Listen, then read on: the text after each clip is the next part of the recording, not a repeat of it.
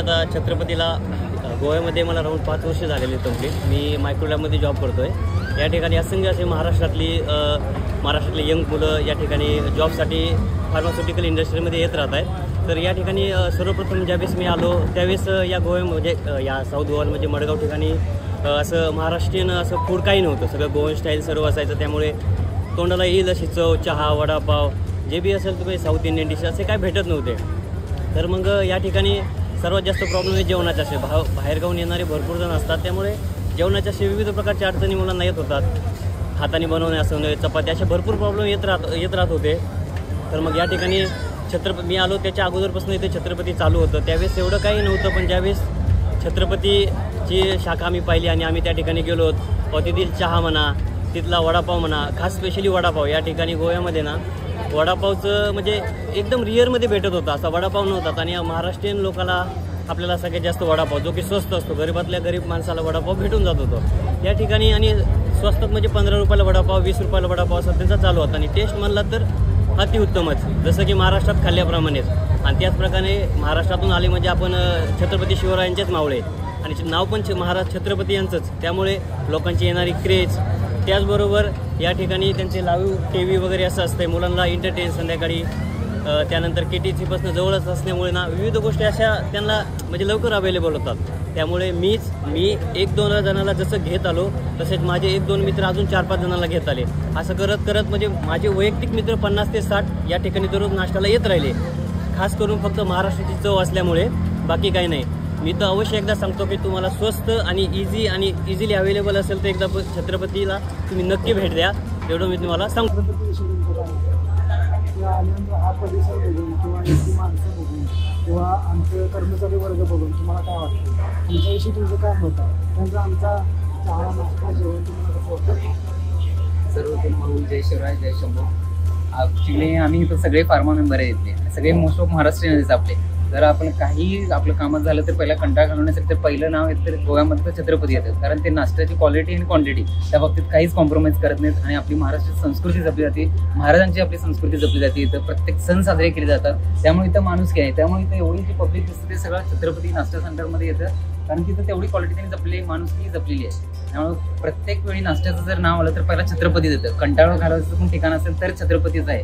तर जय छत्रपती, जय शंभू. छत्रपतीबद्दल भावना खूप आमच्या तर ही आहेत.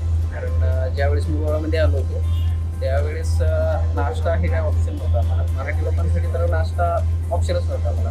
कुठेतरी एक कॅफे होतं, त्याच्यानंतर मग वरती राहतो. सुरुवातीला तर नाश्ता म्हणलं तर एकच आम्हाला ऑप्शन होतं, छत्रपती. चहा घ्यायचा छत्रपती, विरंगुळा आहे. नंतर परत इव्हेंट, कल्चरल प्रोग्राम्स व्हायला लागले, शिवजयंती व्हायला लागली, त्यानंतर प्राण प्रतिष्ठा असेल आणि बऱ्याचशा अशा इव्हेंट ज्या आहेत तिथं ऑर्गनाईज व्हायला लागले. त्यानंतर जेवण हे ऑप्शन आपल्याला जर बघितलं तर दुसरं कुठलंच नव्हतं. जायचं कुठं? मराठी माणसाला विश्वास आणि मराठी माणसाचं जेवणाचं एक ही होतं आहे, एक मर्यादित राहणारा माणूस आहे मराठी माणूस. कुठं जायचं हा एक प्रश्न आहे, की कुठं जेवण करायचं हा प्रश्न आहे. आणि त्याला एक विश्वास देणारा हॉटेल जर असेल तर ते छत्रपती म्हणून होतं. त्याच्यानंतर मग बऱ्याच शाखा ओपन झाल्या, हॉटेल्स ओपन झालं, रायगड घेतलं, परत आर्लिम सर्कलला मी ओपनिंगला होतो, त्यानंतर फातोर्डामधल्याही ओपनिंगला मी होतो. आणि क्वालिटी म्हणाल तर ऑप्शन नाही आहे दुसरं. आणि मराठी लोकांसाठी तर ऑप्शन हा एकच आहे, ते म्हणजे छत्रपतीबद्दल सांगायचं म्हटलं तर छत्रपती असं महाराष्ट्रीयन जेवढेही इथं गोव्यामध्ये म्हणजे मंडळी आहेत त्यांच्यासाठी नाश्त्याचं आणि जेवणाचं हक्काचं ठिकाण म्हणजे आपलं छत्रपती हॉटेल आहे. यात काही शंकाच नाही. आणि जसं आता माझ्या मित्रांनी वगैरे सगळ्यांनी सांगितलं की छत्रपतीमध्ये स्नॅक्स वगैरे भेटतात, तर क्वालिटी तर एकदम उत्तम आहे, त्यात विशेष नाही. क्लिनलीनेस वगैरे स्टाफही एकदम म्हणजे मनमिळाव आहे.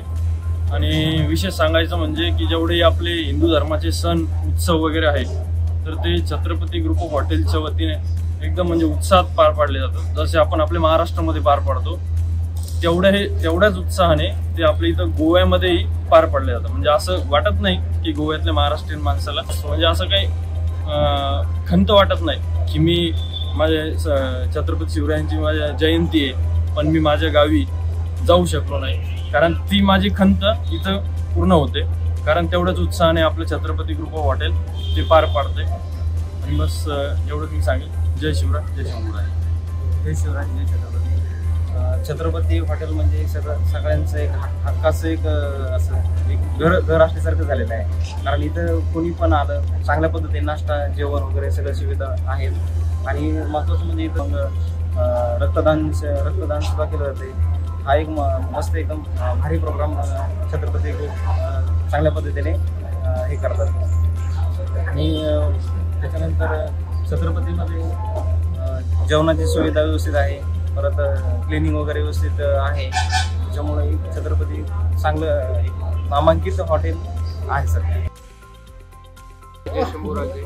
मी लास्ट 3 वर्षापेक्षा जास्त मी इकडे गोव्यामध्ये स्पेंड केलो आहे. मी जेव्हा फर्स्ट टाइम गोव्यामध्ये आलो तेव्हा मला एक फिलिंग होती की मी आपल्याला जसं फास्ट फूड भेटतो महाराष्ट्रामध्ये तसं गोव्यामध्ये भेटेल का नाही, तसं एक कुठेतरी एक हे वाटत होतं. मग जेव्हा मी फर्स्ट टाइम इकडे छत्रपतीला आलो तेव्हा एकदम मला तो एकदम महाराष्ट्राचा फील झाला की आपण आपल्या तिकडे वडापाव कसा खायचो किंवा जे फॅमिलीवर आपली मराठी लँग्वेज. आपल्या इथे बसल्यानंतर छत्रपतीला बिलकुल वाटत नाही की आपण आउट ऑफ महाराष्ट्र आहोत, कारण इथे बसल्यानंतर एव्हरी पर्सन मराठी बोलतो. खूप सारे आपले मित्र फ्रेंड्स कलिग्स सगळे एकदम मराठी बोलतात आणि असं फीलच होत नाही की बिलकुल की आपण गोव्याच्या महाराष्ट्राच्या बाहेर आहोत. अँड इथला एक सपोर्ट स्टाफ इतका फॅमिलियर आहे. तुम्हाला एवढ्या गोष्टीची तुमचे छोट्या गोष्टीपासून सगळ्या गोष्टींची ते एकदम केअर करतात. अँड इम्पॉर्टंट गोष्ट म्हणजे ते फ्रेंडली आणि त्यातल्या तिथले मॅनेजर पण अँड सगळे एकदम व्यवस्थित आहे. काहीच प्रॉब्लेम नाही इकडे खाण्यासाठी वगैरे. खूप